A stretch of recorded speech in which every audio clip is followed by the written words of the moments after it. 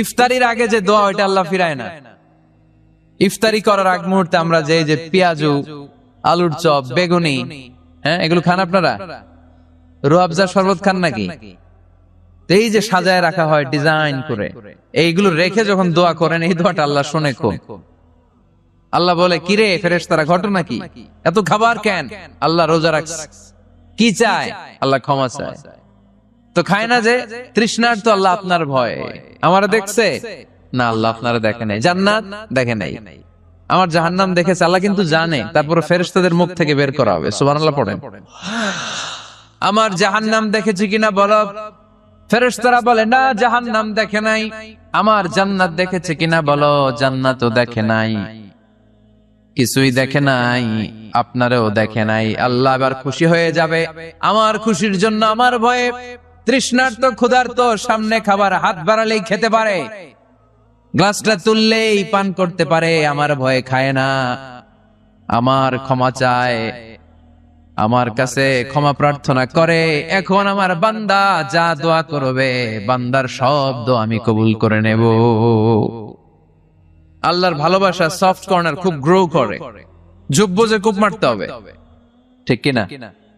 সময় মতো কাজ করতে হবে। সময়ের 1 ফোঁট, অসময়ের 10 ফোঁট। সময় মতো 1 ফোঁটা দিলে যেই লাভ, অসময়ে 10 ফোঁটা দিলে ওই লাভ হবে না।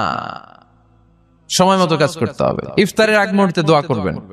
বাইনাল আযানি ওয়াল ইকামা, আল্লাহর হাবিব সাল্লাল্লাহু আলাইহি ওয়াসাল্লাম বললেন, আদ-দুআউ লা ইরাদ্দু বাইনাল আযানি ওয়াল ইকামা। আযান এবং ইকামতের মাঝখানে দোয়া করলে ওই দোয়া আল্লাহ কখনো ফিরিয়ে দেয় না।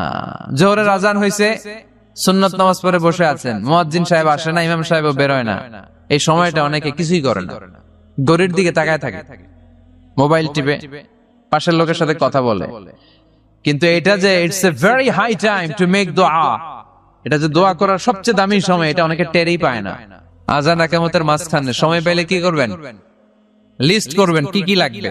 আল্লাহ আমার টাকা লাগবে, আল্লাহ আমার পয়সা লাগবে, আল্লাহ আমার স্বাস্থ্য খারাপ, সুস্থতা লাগবে, আল্লাহ আমার ছেলে নাই, ছেলে লাগবে, আল্লাহ আমার মেয়ে নাই, মেয়ে লাগবে, আল্লাহ আগামী ইলেকশনে আমি দাঁড়াইতে চাই, আমার তুমি চেয়ারম্যান বানাই দিও।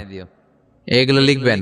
সুপার শপে গেলে কিন্তু আমরা লিস্ট করি, চাল লাগবে, ডাল লাগবে, রসুন লাগবে, পেঁয়াজ লাগবে, করি না লিস্ট? দেখেন দুনিয়ার জন্য কত কনশাস আমরা, কত সচেতন। কিন্তু আল্লাহর কাছে কি চাওয়া লাগবে ওইটা নিয়ে টেনশন নাই। লিস্ট করবেন আর চাবেন। এরপর আল্লাহর হাবিব বললেন, দুবুরাস সালাওয়াতিল মাকতুবা, প্রত্যেক ফরজ সালাতের পরে আমরা যে আল্লাহর কাছে দোয়া করি, ওই দোয়া কবুল করে কে?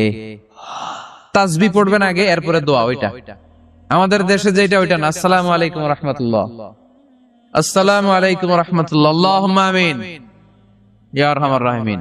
হাসান, এরকম একটা দোয়া আল্লাহর হাবিব কিন্তু এরকম করতেন না, সাহাবারা করতেন না। ওনারা বসে বসে তাসবিহ পড়তেন লম্বা সময়। তাসবিহ পড়ে এরপরে দোয়া করেন, কবুল হবে। আয়াতুল কুরসি পড়বেন, কবুল করে নেবে কে? মান ক্বারা আয়াতুল কুরসি দুবুরা কুল্লি সালাওয়াতিন মাকতুবা লাম ইয়ামনাহু মিন দুখুলিল জান্নাতি ইল্লাল মাউত। প্রত্যেক ফরজ সালাতের পরে যে একবার করে আয়াতুল কুরসি পড়ে, তার জান্নাতে ঢোকার ক্ষেত্রে